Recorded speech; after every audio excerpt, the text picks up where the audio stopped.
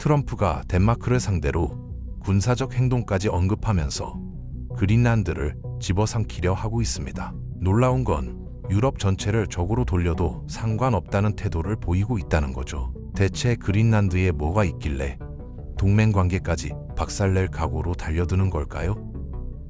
핵심은 돈입니다. 미국의 35조 달러 국가 부채, 중국과의 패권 경쟁, 그리고 달러 체제 유지를 위해서는 그린란드의 7조 달러 자원이 절실하거든요. 더 충격적인 건 이게 단순한 협상 카드가 아니라 진짜 실행 가능한 시나리오라는 겁니다. 오늘은 트럼프의 그린란드 전략 뒤에 숨겨진 돈의 흐름을 읽어드리겠습니다.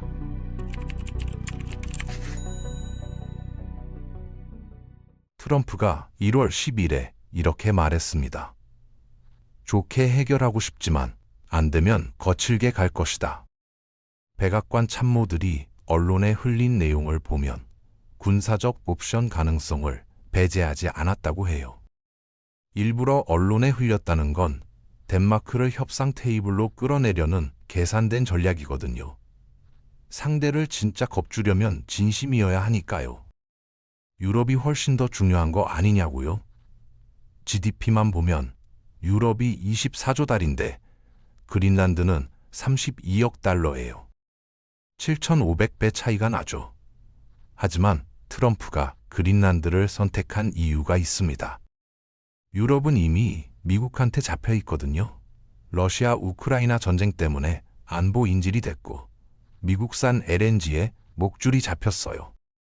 유럽이 러시아산 가스를 끄는 바람에 에너지 비용이 3배에서 5배로 뛰었는데 중국은 러시아산 원유를 20%에서 30% 싸게 사들이면서 유럽 제품을 시장에서 밀어냈습니다. 더 큰 문제는 유럽이 더 이상 하나가 아니라는 겁니다. 헝가리는 트럼프와 친하고 폴란드는 러시아 트라우마 때문에 미국 안보가 더 중요하고 이탈리아는 경제적으로 약해서 관세 위협에 버틸 수 없죠. 유럽은 중요한 결정을 만장일치로 해야 하는데 몇 개 나라만 이탈해도 미국에 대한 제재를 실행할 수 없어요. 트럼프 입장에서는 유럽이 전혀 무섭지 않은 겁니다. 유럽이 쓸 수 있는 카드는 뭘까요? 상호 방위 조항 발동은 미국과 전쟁을 의미하는데 폴란드나 발트 3국이 절대 찬성 안 할 거고 구글이나 메타의 과징금 부과는 트럼프가 독일차에 200% 관세로 보복하면 철회할 수밖에 없죠. 국제사법재판소 제소는 트럼프가 신경도 안 쓸 겁니다. 결국 유럽의 선택지는 거의 없습니다. 그럼 트럼프가 정말로 그린란드에 집착하는 이유는 뭘까요? 핵심은 미국의 국가 부채와 중국과의 패권 전쟁입니다. 미국은 지금 35조 달러가 넘는 빚을 지고 있어요. 이 빚을 갚으려면 달러 가치를 유지하면서 다른 나라들이 계속 미국 국채를 사게 만들거나 새로운 자산을 확보해서 국가 재정을 강화해야 합니다. 그린란드가 바로 두 번째 방법의 핵심이에요. 문제는 미국 국채를 예전처럼 사줄 나라가 과연 남아있느냐는 겁니다. 중국은 지금 미국 국채를 계속 팔아치우고 있어요. 2013년에는 1조 3천억 달러어치를 갖고 있었는데 지금은 7,700억 달러로 줄었습니다. 일본도 비슷해요. 한때 1조 3천억 달러 넘게 보유했는데 지금은 1조 1천억 달러 수준으로 줄었죠. 그럼 누가 미국 국채를 사주고 있을까요? 놀랍게도 연방준비제도가 직접 사들이고 있습니다. 2008년 금융위기 이후 연준이 보유한 국채가 8천억 달러에서 5조 달러로 폭등했어요. 사실상 자기가 자기 빚을 떠받치고 있는 거죠. 여기서 문제가 생깁니다. 외국 중앙은행들이 안 사니까 연준이 사고, 연준이 사니까 달러를 더 찍어야 하고, 달러를 찍으니까 인플레이션 압력이 커지고, 그러면 금리를 올려야 하는데 금리를 올리면 이자 부담이 더 늘어나는 겁니다. 완벽한 악순환이에요. 대략 이 정도 규모가 지금 논쟁의 중심에 있습니다. 2024년 기준으로 미국 정부가 국채 이자로만 연간 1조 달러 가까이 내고 있거든요. 이게 얼마나 큰 돈이냐면 미국 국방비보다 많습니다. 중국이 달러 체제에서 벗어나려고 하는 건 이 구조를 정확히 알기 때문이에요. 게다가 중국은 히토류 시장의 90%를 장악하고 있는데 이게 미국한테는 치명적인 약점입니다. 전기차, 반도체, 미사일 유도 장치, 전부 히토류가 필요하거든요. 중국이 히토류 수출을 끊으면 미국 첨단 산업이 마비될 수 있어요. 그런데 그린란드에는 히토류가 엄청나게 많습니다. 이것만 확보해도 중국의 히토류 무기를 무력화시킬 수 있어요.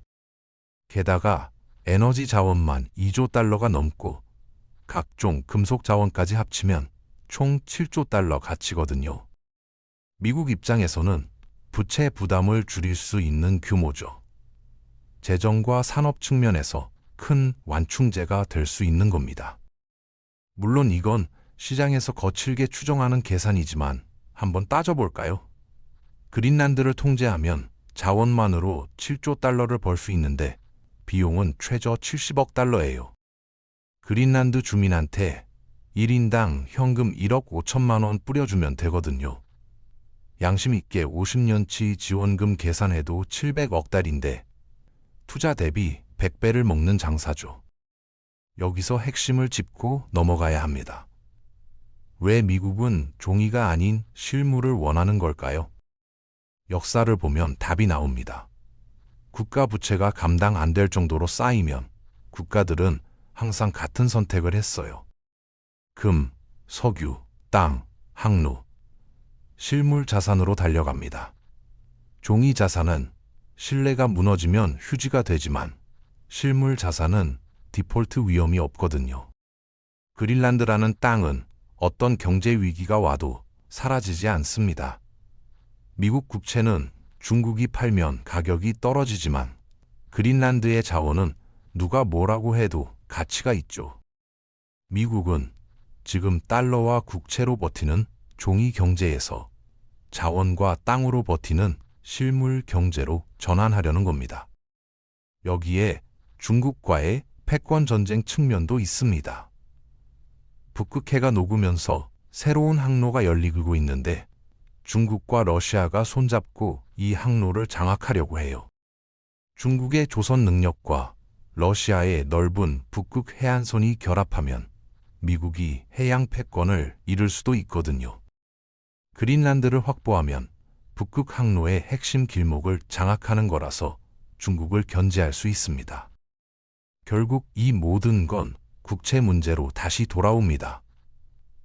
달러와 국채에 대한 신뢰가 흔들릴수록 미국은 종이가 아닌 실물을 원할 수밖에 없으니까요. 게다가 트럼프는 역사의 이름을 남기고 싶어 해요. 알래스카를 매입한 대통령처럼 말이죠. 경제적 이득과 역사적 야망이 결합한 겁니다. 트럼프의 협상 스타일을 보면 과격한 제안으로 상대를 흔들고 협상장에 나오게 한 다음 실리를 챙기는 방식이에요. 하지만 덴마크가 협상에만 나오면 완전 매입이 아니라 99년 임대나 자원 독점권 같은 옵션도 제시할 겁니다. 이게 트럼프식 거래의 기술이죠. 실제로 덴마크가 협상에 나섰어요. 1월 14일에서 15일에 워싱턴 회담이 있었는데 고위급 워킹그룹을 만들기로 했죠. 덴마크의 협상력을 약화시킬 수 있는 지점은 그린란드 외무장관을 여기 껴넣은 겁니다. 그린란드는 덴마크로부터도 독립하고 싶어 하거든요. 미국과 덴마크 사이에서 이득만 챙기려고 할 거예요. 게다가 라스무센 덴마크 외무장관이 이렇게 말했어요. 그린란드 매각은 결코 안 된다. 협상에서 이런 말 하면 안 됩니다. 자기가 어디까지 물러설 수 없는지 밝히면 트럼프 같은 협상가는 바로 알아채거든요. 매각만 빼면 되는구나. 그럼 임대는 되겠네. 라고 생각하는 거죠. 트럼프는 계속 압박하면서 30년 임대, 99년 임대 이런 식으로 살라미 전법을 쓸 겁니다. 얇게 썰어내면서 계속 먹어가는 거죠. 처음엔 10년, 그 다음 30년 이렇게 가면 덴마크는 결국 그린란드를 잃을 수밖에 없습니다. 덴마크가 버틸 방법은 최대한 시간을 끄는 건데 트럼프 임기가 아직 3년이나 남았어요. 특히 올해 11월 미국 중간선거 전까지 트럼프는 인기를 끌어올려야 하거든요. 덴마크에 100% 관세 때리겠다고 위협하면서 그린란드 임대권을 얻어낼 가능성이 충분합니다. 미국 여론조사를 보면 그린란드 획득에 찬성하는 사람이 17%밖에 안 되는데 이게 무슨 뜻인지 아세요? 조용히 확보할 자신이 없어서예요. 유럽과 싸우고 욕먹는 게 싫은 거죠. 근데 만약 트럼프가 협상으로 임대권을 얻어내면 여론이 바로 바뀝니다. 와, 트럼프 잘했네. 이렇게 되는 거예요. 결과가 모든 걸 뒤바꿀 수 있습니다. 가장 중요한 변수는 차기 미국 대통령이 누가 될 것이냐입니다. 만약 벤스 부통령 같은 사람이 떠오르면 덴마크는 어쩔 수 없이 양보할 수밖에 없어요. 벤스는 트럼프보다 훨씬 더 강경하거든요. 차라리 트럼프 때 해결하자고 생각할 수도 있죠. 앞으로 3년 혹은 7년이 덴마크한테는 악몽이 될 겁니다. 그런데 여기서 한 가지 더 생각해 봐야 할 게 있습니다. 만약 그린란드가 성공한다면 미국은 다음에 뭘 노릴까요? 이미 트럼프는 자원과 항로가 겹치는 지역에 반복적으로 관심을 보여왔습니다. 이 패턴이 계속된다면 자원, 항로, 안보 세 가지를 동시에 챙길 수 있는 다른 지역들도 비슷한 압박을 받을 수 있어요. 그린란드는 시작일 뿐입니다. 이 흐름이 계속되면 동맹은 협상 카드가 되고 국채는 압박 도구가 됩니다. 이번 그린란드 문제를 보면서 확실히 알게 됐죠. 국제 질서에 정의나 동맹 같은 건 없습니다. 무조건 국익이 중요해요. 그럼 한국은 어떨까요? 우리도 비슷한 상황에 놓일 수 있습니다. 미국이 중국과 경쟁하면서 한국한테 반도체 장비 수출 금지를 요구하고 중국은 한국 기업 때리고 이런 식으로 양쪽에서 압박받는 구조는 유럽이 당한 거랑 비슷하거든요. 다른 점은 우리는 유럽처럼 큰 시장이 아니라는 겁니다. 유럽은 7억 인구의 24조 달러 경제인데 우리는 5천만 인구의 1조 7천억 달러 경제예요. 미국 입장에서 유럽보다 훨씬 쉽게 압박할 수 있다는 뜻이죠. 더 심각한 건 한국도 국가 부채가 빠르게 늘고 있다는 거예요. 2023년 기준 1,100조 원이 넘는데 GDP 대비 50%를 넘었습니다. 미국처럼 기축통화국도 아니라서 빚을 무한정 늘릴 수도 없어요. 게다가 중국이 한국 국채를 팔기 시작하면 우리 금리가 급등할 수도 있죠. 미국은 달러 찍어서 빚을 갚을 수 있지만 우리는 그럴 수 없습니다. 그럼 우리는 어떻게 대처해야 할까요? 유럽처럼 에너지나 안보를 한 나라에 의존하면 안 됩니다. 에너지 공급선을 다변화하고 안보도 미국만 믿지 말고 자체 국방력을 키워야 해요. 반도체 같은 핵심 산업은 미국도 중국도 아닌 제3의 시장을 더 많이 확보해야 합니다.